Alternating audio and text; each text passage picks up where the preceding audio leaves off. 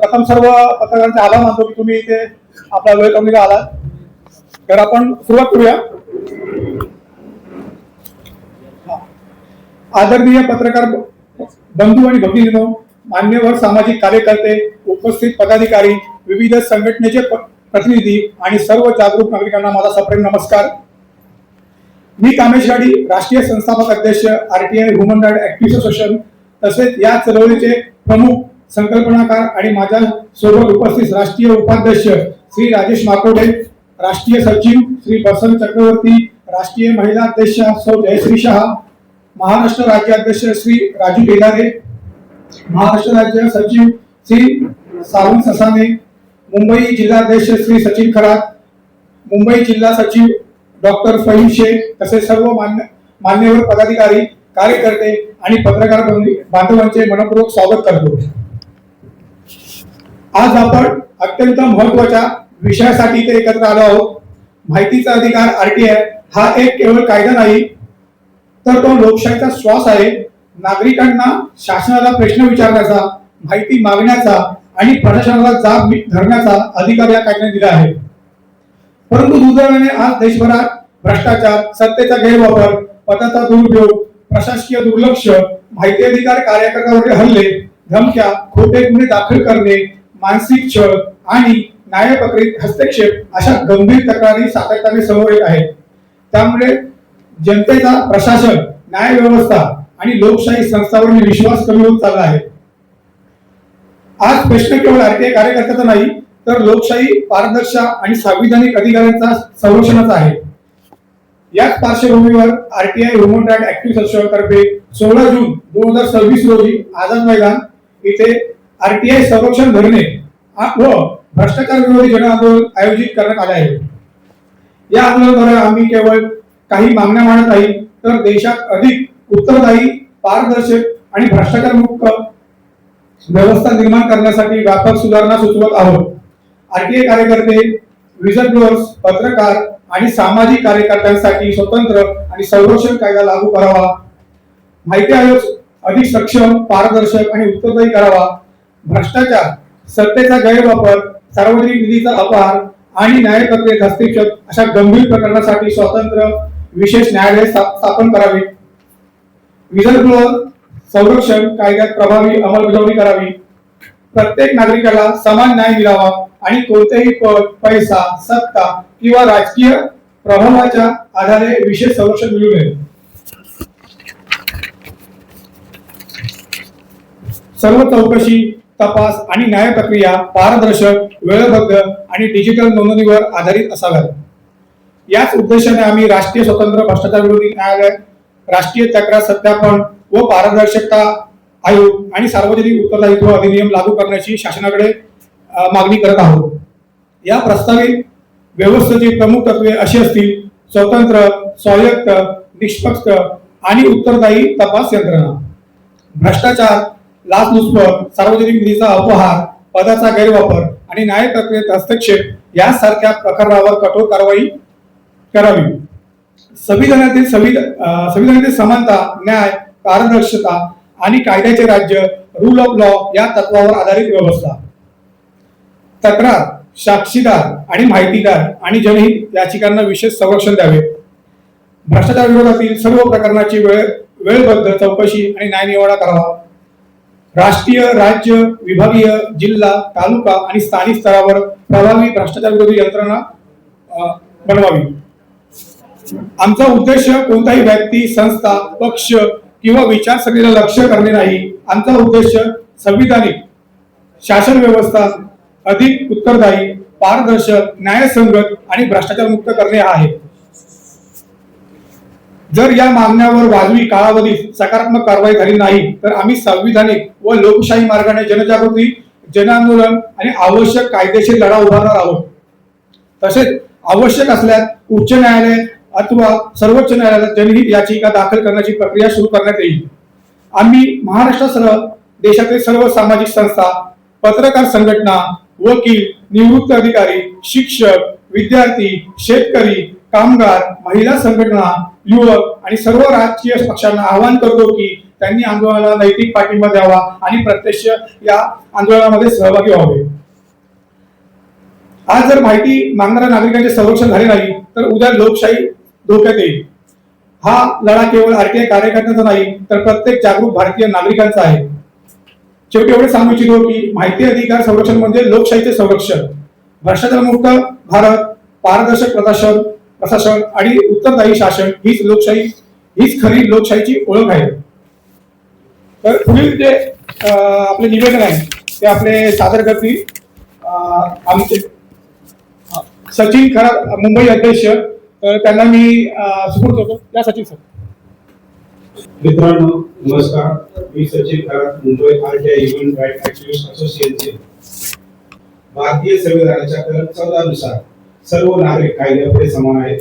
तथापि देशातील विविध स्तरावर भ्रष्टाचार, सत्तेचा गैरवापर, पदाचा दुरुपयोग, तक्रारीकडे दुर्लक्ष, माहितीचा अधिकार, आरटीआय अंतर्गत अर्जाची चुकीची अथवा दिशाभूल करणारी उत्तर देणे, तपास यंत्र प्रक्रियेत हस्तक्षेप करणे तसेच न्याय प्रक्रियेवर प्रभाव टाकण्याच्या गंभीर तक्रारी सातत्याने समोर येत आहेत. यामुळे जनतेचा न्याय व्यवस्था, प्रशासन आणि लोकशाही संस्थांवरील विश्वास कमी होत चालला आहे. या पार्श्वभूमीवर आम्ही राष्ट्रीय स्वतंत्र भ्रष्टाचार विरोधी विशेष न्यायालय, राष्ट्रीय तक्रार सत्यापन व पारदर्शकता आयोग आणि सार्वजनिक उत्तरदायित्व अधिनियम लागू करण्याची मागणी करत आहोत. भारतीय संविधान संरक्षण, समान न्याय, सार्वजनिक उत्तरदायित्व व भ्रष्टाचार विरोधी विशेष अधिनियम 2026 अधिनियमाची प्रमुख उद्दिष्टे व वैशिष्ट्ये खालीलप्रमाणे आहेत. या अधिनियमांतर्गत स्थापन करण्यात येणारी संस्था स्वतंत्र, स्वायत्त, निष्पक्ष, पारदर्शक व उत्तरदायी स्वरूपाची असेल.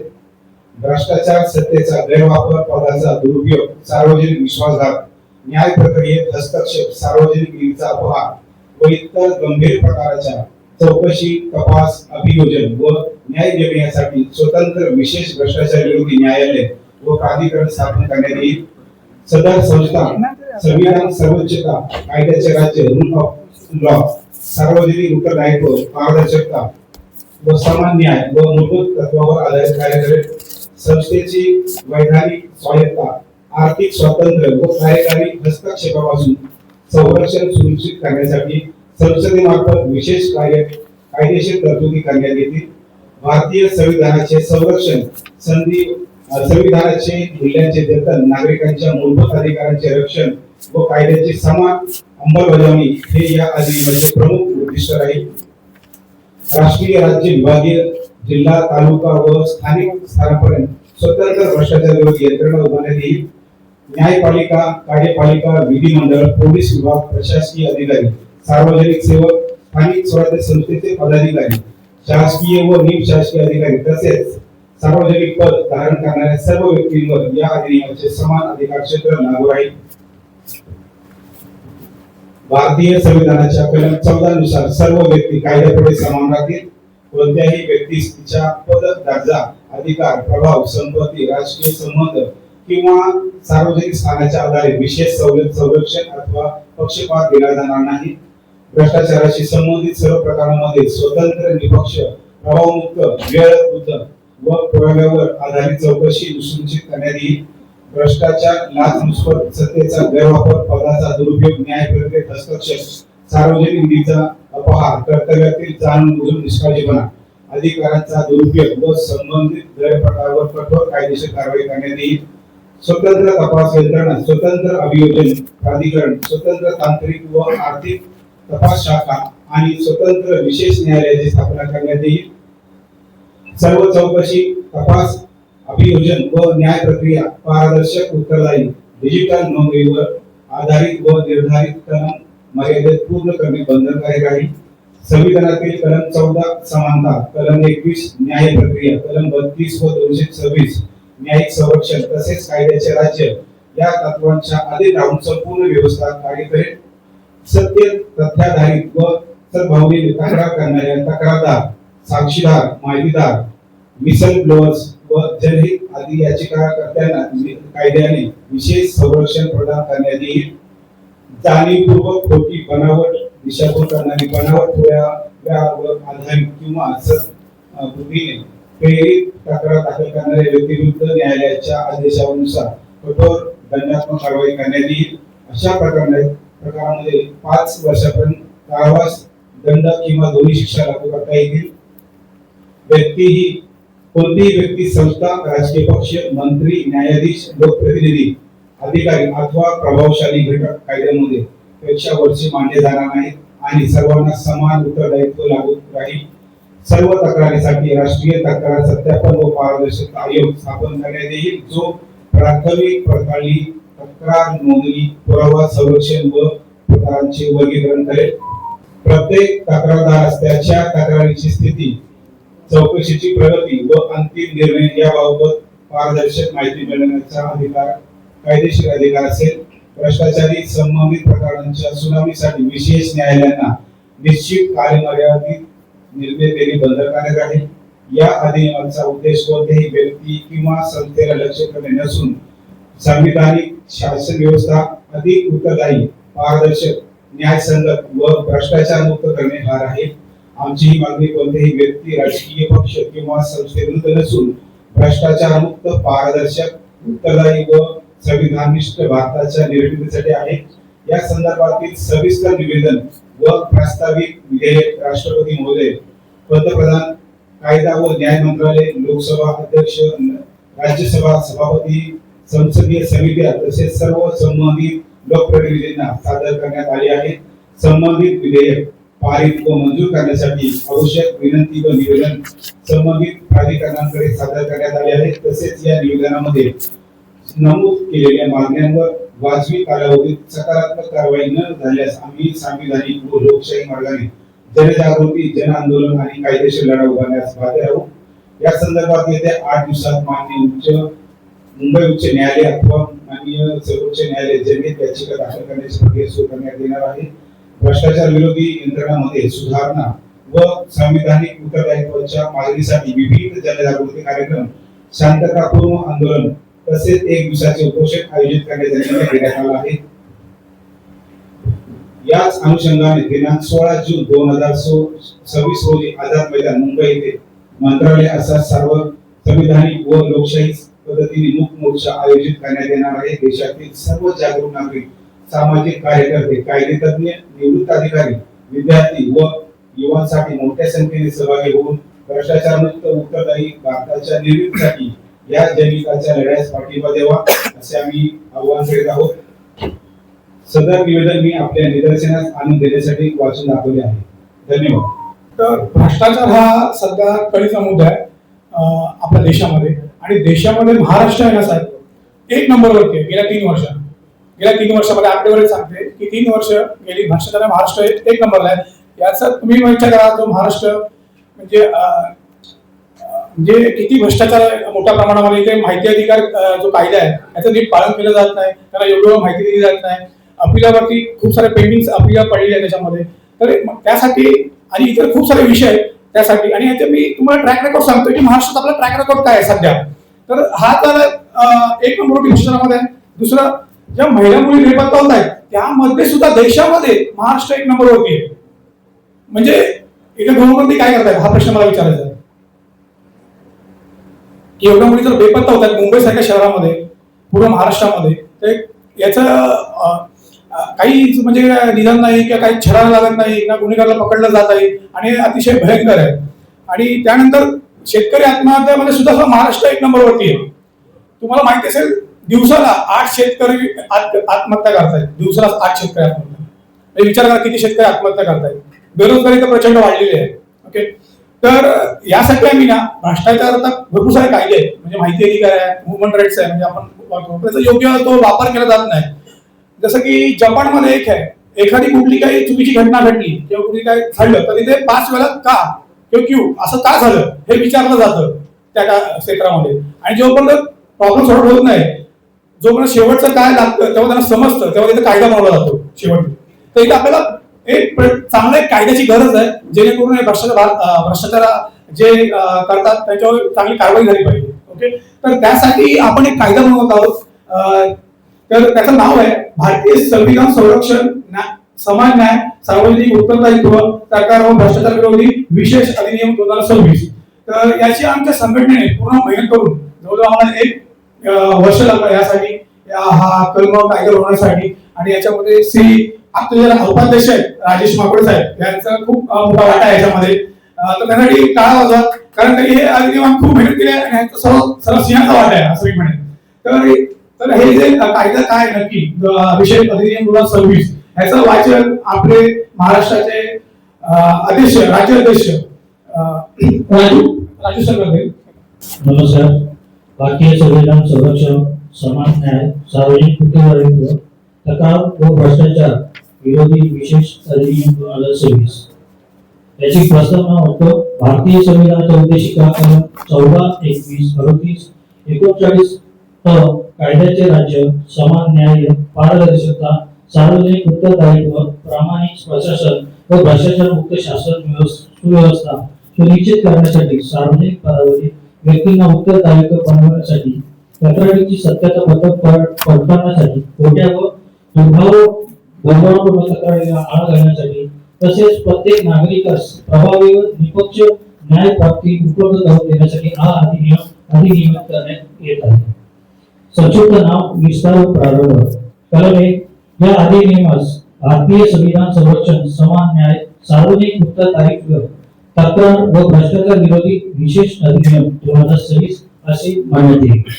हा अधिनियम संपूर्ण भारतात लागू आहे. राष्ट्रीय तक्रार सत्यापन व पारदर्शकता आयोग याची स्थापना कशी होईल? केंद्र शासनाद्वारे राष्ट्रीय तक्रार सत्यापन व पारदर्शकता आयोग स्थापन करण्यात येईल आणि त्याद्वारे त्याची स्थापना होईल असं या कायद्यामध्ये आम्ही नमूद करतो. आयोगाची कार्य काय असतील तर प्राप्त तक्रारीची प्राथमिक पडताळणी करणे, तथ्य, कागदपत्रे व पुरावे तपासणे, स्वतंत्र व निष्पक्ष चौकशी करणे, तक्रार व प्रथमदर्शनी ग्राह्य आहे किंवा नाही या बाबत निर्णय देणे, पूर्व पडताळणी अनिवार्य.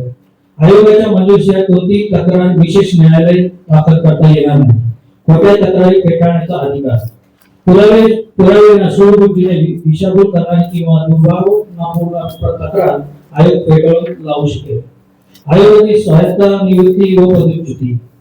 स्वायत्ता आयोग केंद्र व राज्य शासन, राजकीय पक्ष, सार्वजनिक प्राधिकरण किंवा इतर कोणत्याही बाह्य प्रभावापासून स्वतंत्र राहील. आयोगाची रचना अशी असेल: एक अध्यक्ष व किमान 6 ते कमाल 11 सदस्य राहतील. नियुक्तीची प्रक्रिया अशी राहील: राष्ट्रपती कडून पुढील निवड समितीच्या शिफारशीनुसार नियुक्त करण्यात येतील. 1. भारताचे मुख्य न्यायाधीश किंवा त्यांचे नामनिर्देशित न्यायाधीश हे अध्यक्ष असतील. लोकसभेचे अध्यक्ष हे त्याचे सदस्य असतील.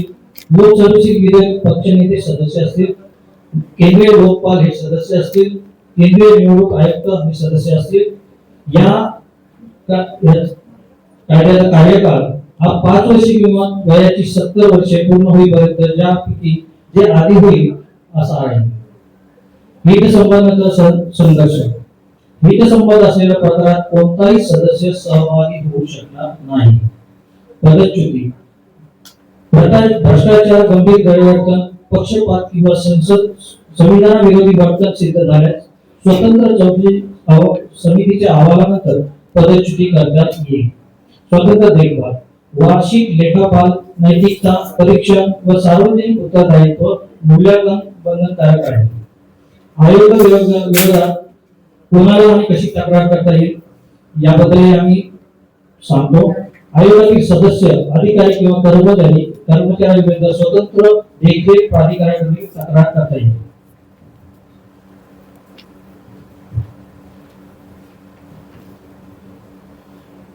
तक्रारदाराची जबाबदारी. तक्रारीतील तथ्य व पुराव्याच्या सत्यतेची प्राथमिक जबाबदारी तक्रारदाराची आहे. प्रत्येक तक्रार शब्दपत्रासह दाखल करणे बंधनकारक आहे.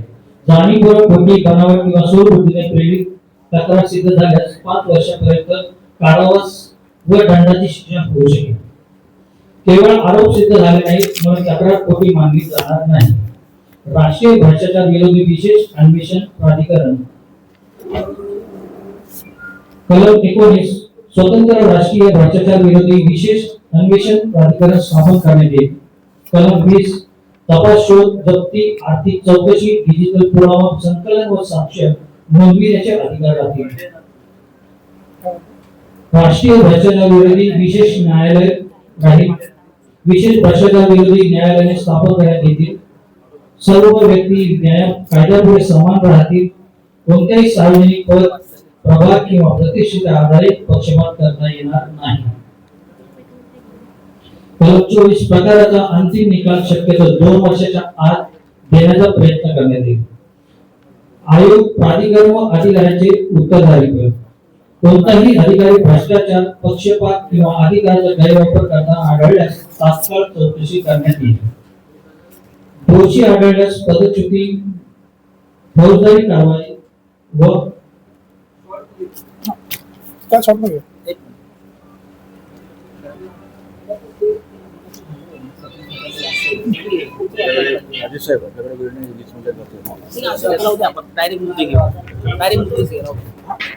त्याच्या मी हे अधिनियम खूप लांब आहे, तर आम्ही नंतर मध्ये प्रत देऊ तुम्हाला पाठवू आम्ही अधिनियम मध्ये काय काय मी घटना लिही आहे, कशी लिही आहे, याची तरतूद काय ते आम्ही नंतर तुम्हाला सांगू. तर तत्पूर्वी मला अजून 2 विषय मला घ्यायचे आहेत. हल्लीच जस्टिस न्यायाधीश सूर्यकांत यांनी जे वादग्रस्त विधान केलंय की देशातील तरुण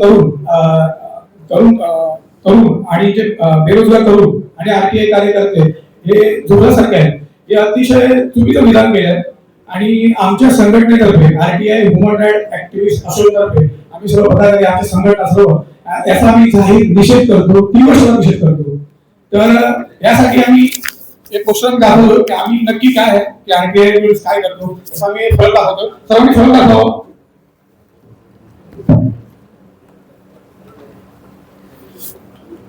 आणि याचा आम्ही तीव्र निषेध करतोय.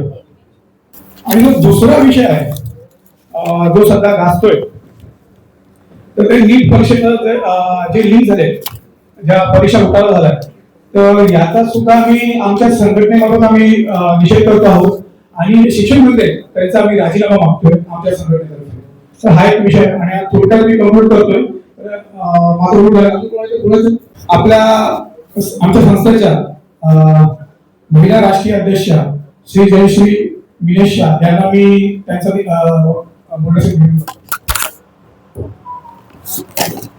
धन्यवाद. सर्व पत्रकारांचे पण आभार. आणि व्यासपीठावर जे श्री कामेश घरे आमचे संस्थापक राजेश माकुडे सर ज्यांनी हा ड्राफ्ट हे केला. आता ऍक्च्युली कसं झालंय, आपण वाचन फक्त केलं, पण मूळ मसुदा असा झालाय की प्रेसवाल्यांना नक्की काय समजून सांगायचंय.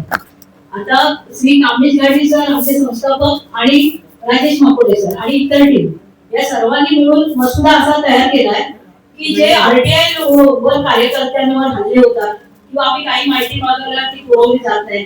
खरं अण्णासाहेब हजारे यांनी चांगला कायदा आणला, कारण त्याच्यामुळे जरा भ्रष्टाचार कुठेतरी थोड्या अंशावर पण तरी त्यांच्यावर थोडी गदा येऊ शकते. पण थोडक्यात काय झालंय, गेले वर्षभर हा जो ड्राफ्ट तयार केला जातोय, आता नक्की हा ड्राफ्ट कुठे जाणार आहे, तर पहिला तो संसदेत जाणार आहे. संसदेतून तो लोकसभा राज्यसभेला जातो. म्हणजे मुळात जेव्हा विधेयक पास होतं, आरटीआय कायदा कसा पास झाला 2005 साली, तसा हा ड्राफ्ट आमचा पास होण्याकरता आम्ही जी धडपड करतोय, तर आमचं एवढंच म्हणणं आहे की पत्रकारांनी जर त्यांना आम्हाला सपोर्ट केला तर जास्त बेटर होईल. कारण आपल्याला हे प्रत्येकाला त्रास होतोय, पण जेव्हा वेळ प्रत्येकावर येते तेव्हा कुठेतरी जागरूकता येते. तोपर्यंत काय माणूस चालतंय, आम्हाला वेळ नाही, ह्या घटना होतच राहतात. आणि भरपूर मेहनत आमच्या टीमनी केली आहे. मी स्वतः महिला अध्यक्ष, मी जवळजवळ 15 ते 20 वर्ष या कार्यामध्ये आहे. आणि मला जे प्रॉब्लेम येतात ना, कारण जेव्हा भांडायला आम्ही जातो, समजा आता खोट्या केसेस आहेत, खोट्या केसेस नंतर निष्पास कस्टडी होते, नंतर आम्हाला जेलमधनं पण प्रकरण बाहेर येतात, पण तिथे पण काही जाणारे म्हटलं का तिथे पण भ्रष्टाचार आडवे येतात, गरिबांना न्याय मिळत नाही. वर्षानुवर्ष प्रलंबित खटले चालले. जवळजवळ 5 करोड केस आपल्या पेंडिंग आहेत. सगळ्या डिस्ट्रिक्ट पासून सर्वोच्च न्यायालयापर्यंत 5 करोड केसेस पेंडिंग आहेत. इतर तहसील कार्यालयात पण पेंडिंग आहे. मग हे कशामुळे होतं की न्याय पण विकला जातो, याची आम्हाला शरमेची बाब आहे. कारण जेव्हा आम्ही पारदर्शकता आमच्या टीम मध्ये आहेतच, त्याच्यामुळे हा मसुदा उचलण्याचं कार्य आम्ही कशासाठी करतोय की नेमकं जे विधेयक आम्ही पास करून घेतोय त्याची माहिती जरा थोडक्यात श्री राजेश माकुडे सर देतीलच तुम्हाला. आणि हे विधेयक पास करण्याचं आम्ही का प्राविधान करतोय की पुढे कोणत्याही आरटीआय कार्यकर्त्यावर हल्ले होऊ नये किंवा कोणी माहिती मागितली तर त्याला संरक्षण मिळावं आणि अजून काही गोष्टी असतील तर सर सांगतील तुम्हाला. मी सर्वांचे आभार व्यक्त करतोय आणि न वेळ वाया घालून सरळ मुद्द्यावर येतोय. हा जो कायदा जो आहे जो आम्ही चालू करवण्याच्या मागे जो म्हणजे जो आमचे प्रयत्न चालू आहे अनेक वर्षापासून चालू आहे तो आता पूर्ण आमचा ड्राफ्ट तयार झालेला आहे. तर ते आता वाचून दाखवायला वेळ नाही आणि तुमच्याकडे पण अधिक कामं असतात त्यामुळे मला पण तुमचा वेळ जास्त घेता येणार नाही. तरी मी थोडक्यात सांगतो तुम्हाला की या कायद्यामुळे हा कायदा जर अंमलात आला तर या कायद्याच्या अनुषंगाने आपण जो 14चा जो अनुच्छेद 14चा जो वापर केला आहे याच्यामध्ये तो कायदा सर्वांना समान राहणार. कारण तुम्ही प्रत्येकाला प्रोटेक्शन ऍक्ट हा लागू करताय.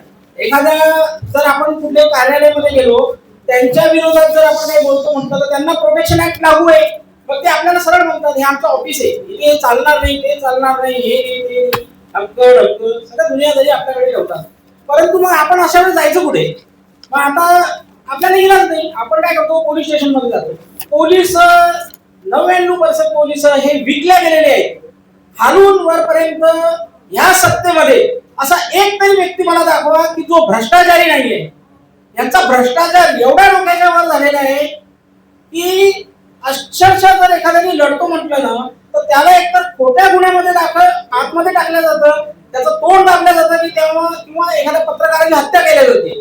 त्याच्यामुळे हा कायदा येणे अत्यंत महत्वाचा आहे. कारण या कायद्यासमोर सर्व आपण समान ठेवलेले आहे. या कायद्याला फक्त प्रोटेक्शन ऍक्ट कोणाला लागू राहणार आहे? फक्त जो तक्रार दाखल करेल आणि तो तक्रार जर सत्य असली त्याची किंवा तो जो तक्रारदार काही अडचणीत असला तर त्याला फक्त प्रोटेक्शन ऍक्ट लागू राहणार. त्या ऍक्टच्या समोर न्यायाधीशाला त्या न्यायाधीशाला सुद्धा कुठला प्रोटेक्शन ऍक्ट लागू राहणार नाही. कुठला कलेक्टर असो, कोणी पोलीस अधिकारी असो का अधीक्षक असो, त्या कायद्यापुढे सगळे समान राहणार. तिथे येऊन त्याला उत्तर द्यावंच लागेल की या तक्रारीवर कारवाई का केली नाही.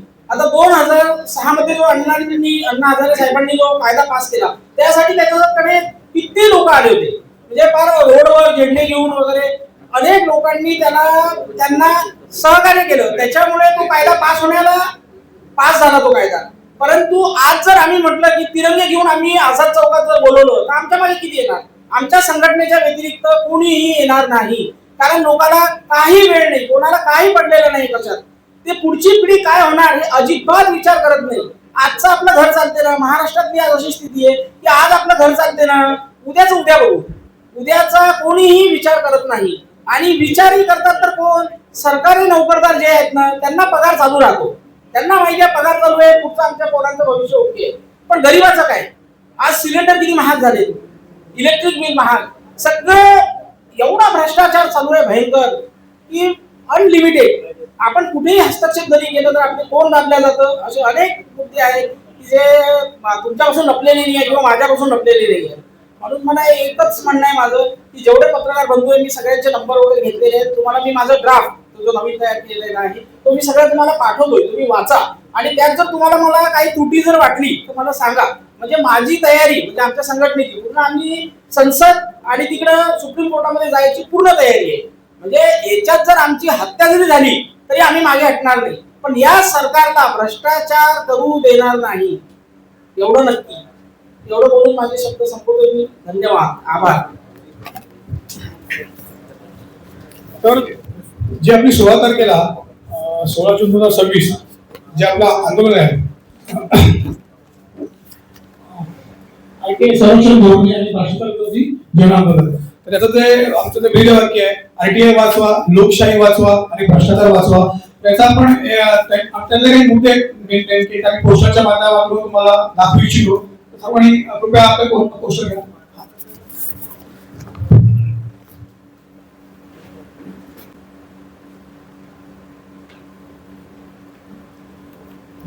थँक्यू.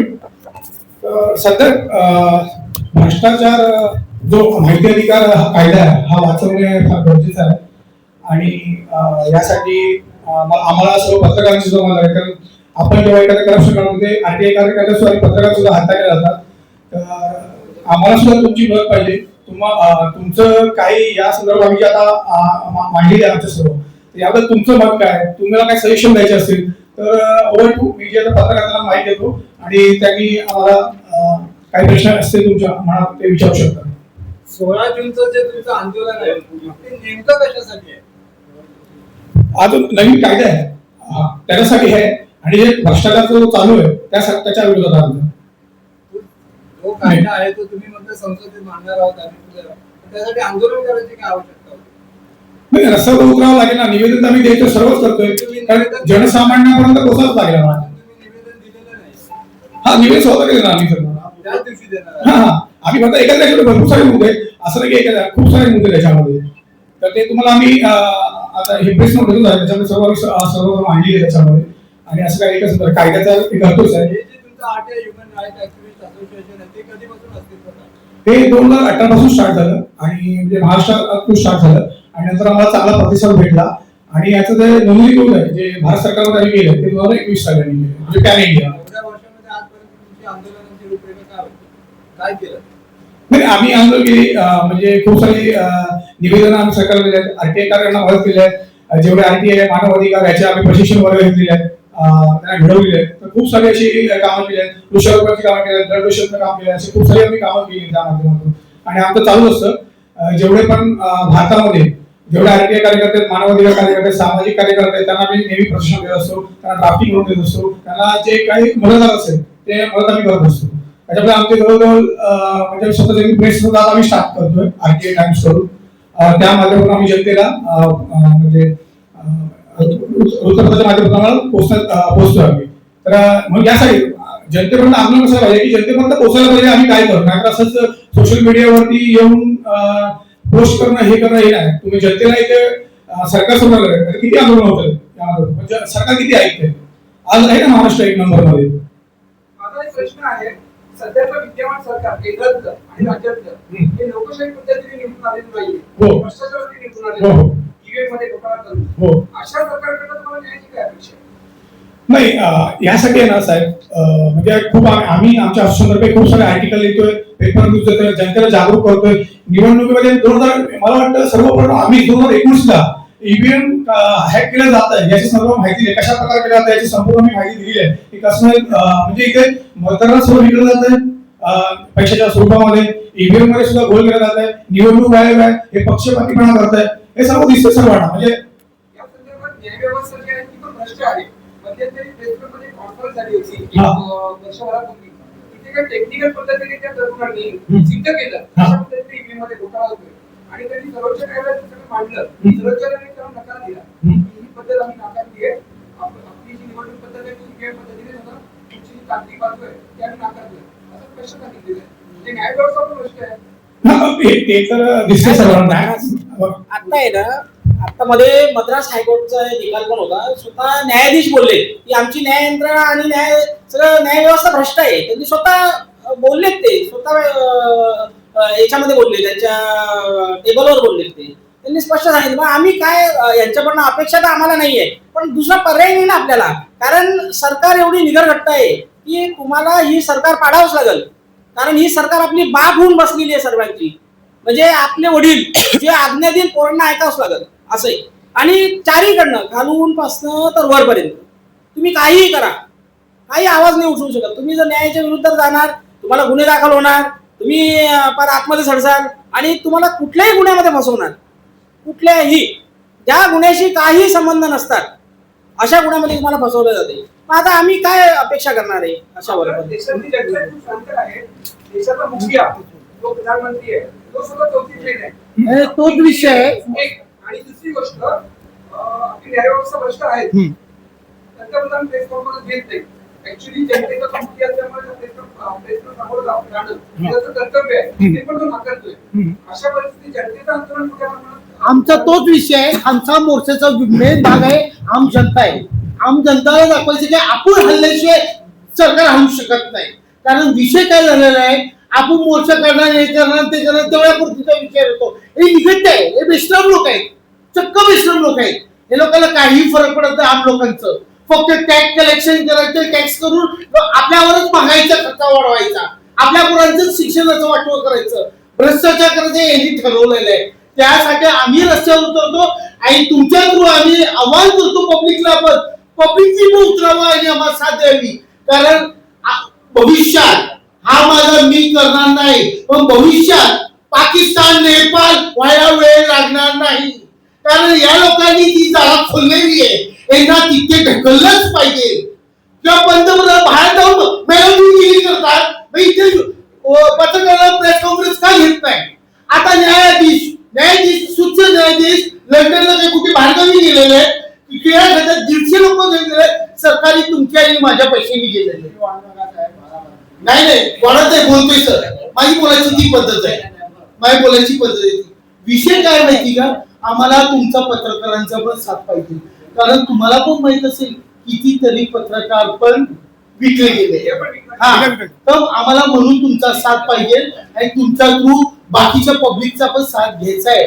कारण हे बघा, शिवाजी जन्मायला यावं पण शेजारच्या माझ्याकडे नाही, हे आपल्या महाराष्ट्रात बोलले जाते. मग माझं म्हणणं आहे, का माझ्या घरी नाही?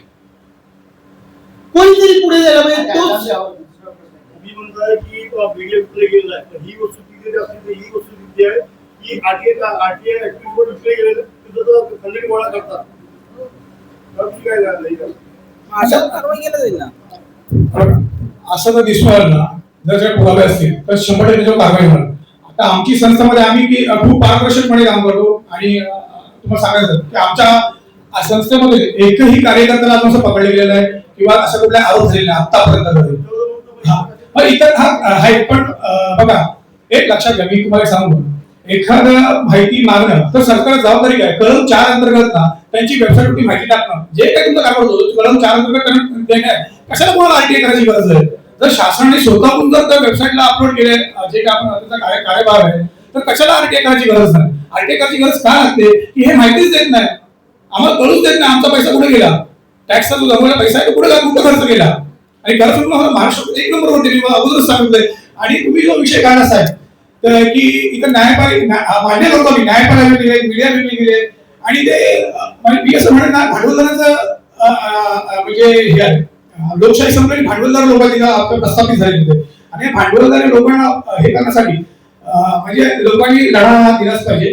तुमचा एक गंभीर मुद्द्याकडे जातो, हा अतिशय गंभीर आहे, सामान्य माणसाला हा समजत नाही, पण मी सांगतो. तुम्हाला माहिती आहे का की जी 2018 पासून जे कायदा पास आहे त्याच्यामध्ये जे पार्टी आहेत आपल्या जेवढे आपण पक्ष आहेत देशामध्ये, त्यांना 100% टॅक्स बेनिफिट आहे. पीएम केरला सुद्धा 100% टॅक्स बेनिफिट आहे. विचार करा. मग मला सांगा, इकडचा उद्योगपती, इकडचा जो म्हणजे कमवणारा किंवा इन्कम टॅक्स भरणार आहे तो डोनेशन करेल का, किंवा तो त्या सामाजिक संस्थेला डोनेशन करेल? जेवढा शिक्षण व्यवस्था आहे, एज्युकेशन आहे, आरोग्य आहे, या सर्व एनजीओज आहेत. आणि जे ज्या ओबीसी किंवा जे बॅकवर्ड क्लासचे लोक आहेत त्यासाठी ते खर्च करतात. पण इथे काय होतं माहितीये की तो पैसा निधी आहे तो पूर्ण पार्टी फंडामेंट झाले. आज त्यांच्याकडे एवढा फंड आहे ना, आज सत्ताधाऱ्यांकडे एवढा फंड आहे ना की आज ते कोणाला इथे घेऊ शकतात. तुम्ही मतदान केलं समोरच्या पक्षाला, पण आज पक्ष फुटले जातात का, तर त्यांना करोड रुपये 50 कोटी किंवा इतर ऑफर त्यांना ऑफर दिले जातात किंवा ईडीसीपीआयच्या धाडी झाले जातात. हा मोठा प्रश्न आहे, कारण त्यांच्याकडे मोठ्या प्रमाणामध्ये पैसा जमा झालेला आहे. हा पैसा रोखला गेला पाहिजे. बीएमसी में अलीगढ़ टेंडर पास होते हैं और जो टेंडर पास होना चाहिए उसकी फाइल धूल मिट्टी लग के मंत्रालय में पड़ी रहती है. सारा भ्रष्टाचार तो ज्यादा से ज्यादा बीएमसी का है. तो उसको आप लोग किस तरह की राहत दोगे? प्लस जो हमारे हिंदुस्तान की जो अदालत है उसमें बहुत से केसेस पेंडिंग पड़े, अंदर लोग सड़ रहे हैं, लेकिन उन लोगों के लिए सरकार सोच नहीं है. उनके लिए आप लोग किस तरह की राहत दोगे? सर इसीलिए तो उन्होंने कानून लेके आए. जैसे अभी जो करप्शन निकालने के लिए लोकायुक्त है, आरटीआई है, ग्राहक संरक्षण कानून है, ऐसे बहुत सारे कानून है, इसलिए उन्होंने ये कानून लिया है. लेकिन मुझे भी लगता है कि अभी जनता को आगे चढ़ के जन आंदोलन करने की जरूरत है. जब तक ये सुधरते नहीं है, अभी जो करप्शन बढ़ रहा है जिस लेवल पे अभी है भारत है, तो जनता को आवाज उठाना चाहिए. जो भी अभी जो नेबर है हमारे, जैसे कि पाकिस्तान है, श्रीलंका है, नेपाल है, तो वहां पे देखिए वहां के जनता ने वहां पे सरकार को खदेड़ दिया है, उनको निकाल दिया वहां के. तो अभी यही ऑप्शन अपने पास रहता है. जब तक जनता जागरूक नहीं होगी अपने हक के अधिकार के खिलाफ, तब तक कुछ नहीं हो सकता. जनता को जागरूक होना पड़ेगा. तो ये पैसे देके ये से करवाएंगे, मीडिया को बिकट देंगे, सबको मतलब बिका हो गया, मतलब भांडवलशाही आ गई. सन ग्रोथ प्रोटेक्शन ऍक्ट ऑलरेडी आहे. स्वच्छ मला ऐकायला दे. सन ग्रोथ प्रोटेक्शन ऍक्ट हा. ऑलरेडी आहे. हो. मग तो असताना तुम्हाला विशेष संरक्षण कायदा त्याची डिमांड का करायची? हा, तर पहिली गोष्ट काय माहितीये, आता असं आरटीआय कार्यक्रम सामाजिक कार्यक्रम असा हा जो कायदा आहे, पण त्याची अंमलबजावणी होत नाही. जेव्हा आपण पोलीस स्टेशनला जातो ना, तेव्हा तिथे राजकीय पुढारी आहेत, त्यांची बाजू घेतली जाते. तिथे वेगवेगळ्या एक प्रकारे पोलीस असेल किंवा सरकार असेल हे करत ठरलेलं आहे. त्यामुळे आम्हाला असं पाहिजे तसं सहकार्य पोलिसांकडून भेटत नाहीये, हा मेन मुद्दा आहे. तर ह्याच्यामध्ये जो राय साहेबांनी जे कलम टाकले त्याच्यामध्ये हे राष्ट्रपती अंडरमध्ये असणार आहे, पण अंडरमध्ये नाही. आज निवडणूक पालिका सुद्धा ना ही सरकारच्या अंडरमध्ये काम करते. इथे स्वायत्त संस्था ईडी सीबीआय ह्या सुद्धा सरकारच्या अंडरमध्ये काम करतात. मग कसं काम होईल, कसं त्यांना नाही भेटेल? तर यासाठी तो आम्ही कायदा आणलाय जेणेकरून सर्वांना ते नाही भेटेल. आणि नागपूर अपील सेकंड माहिती प्रलंबित आहेत, राज्य माहिती सेकंड अपील प्रलंबित आहेत नागपूर. हा, त्याच्यासाठी तुम्ही काय करणार आहे? PIL वगैरे तुम्ही टाकणार आहात का? नाही, आमचा लढा सुरूच आहे आणि आम्ही सर्व जनतेला आरटीआय कार्यक्रमाने नेहमी मार्गदर्शन प्रशिक्षण वर्ग आम्ही भरवतोच आणि त्यांना ड्राफ्टिंग सर्व जे काही मदत लागत असते किंवा म्हणजे मीडिया असेल किंवा ड्राफ्टिंग असेल किंवा त्यांना काय गावठी गायडन्स कॉन्सिंग करणं हे आमचं नेहमी चालत असतं. आमचं असा एकही दिवस सुटत नाही की आम्ही यावेळी मार्गदर्शन करत नाही. आणि द्वितीय अपील जो आहे ना, द्वितीय अपील मध्ये लोड का वाढला? तुम्ही खालच्या वर्गाने त्याच्यावर कारवाई केली नाही, उत्तरं दिले नाही, म्हणून आम्ही द्वितीय अपील तिथे त्यांच्यावर बोजा वाढलेला आहे. बरोबर.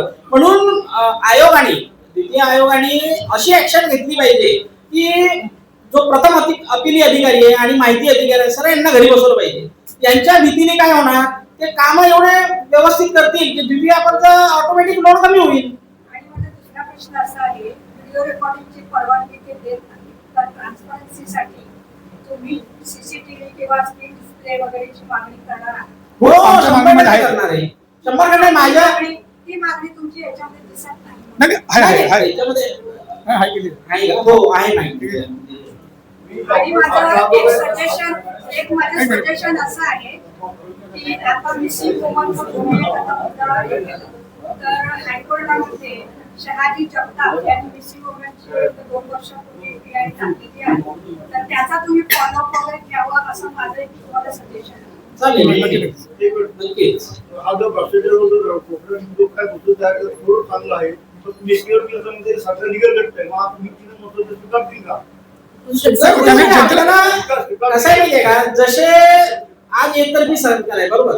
आता मला सांगा, तमिळनाडूचे मुख्यमंत्री ते कसे धडाधड निर्णय घेतात, आपले झोपलेत का? पण तो कसं तिकडे घेतो? आम्ही जे तयार करतोय ना, याला नुसतं महाराष्ट्रापर्यंत लिमिट नाही ठेवता येत. याला पूर्ण भारतामध्ये त्यात सर्वे आले. भारतात असा एक पण नेता नसणार की ज्याच्याकडे आपला ड्राफ्ट त्या टेबलावर नसणार. निदान आपल्याकडे त्यांचे 10 विरोधी उभे होतील, आपल्या बाजूने काहीतरी 10 नंबर येतील. जसं आज आपण 0 आहोत, बरोबर. तिथे सरकारच्या विरोधात कोणी जायला तयार नसणार. पण तसं आम्ही काहीतरी प्रयत्न करतोय.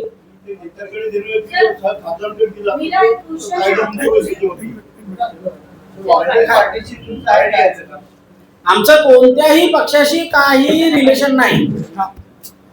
आम्ही पक्षासाठी काम करत नाही.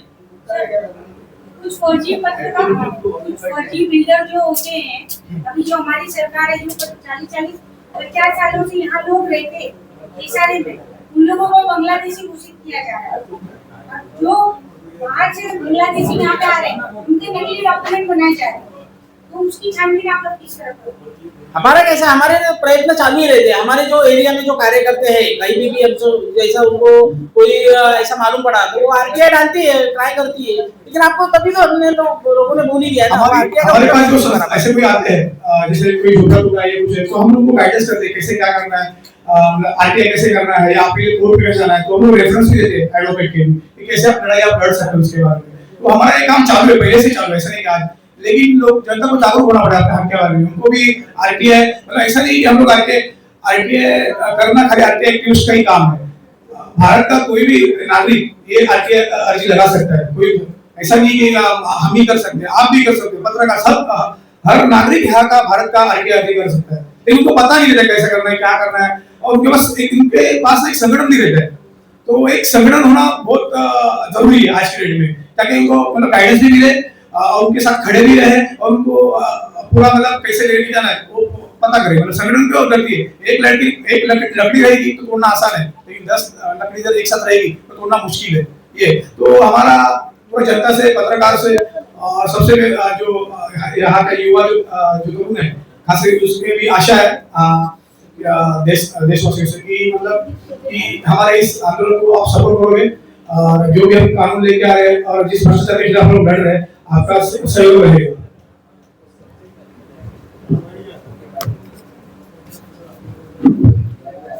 आरटीआय कार्यकर्त्यांना संरक्षण मिळालेच पाहिजे। आरटीआय कार्यकर्त्यांना आणि पत्रकारांना सुरक्षा भेटलीच पाहिजे।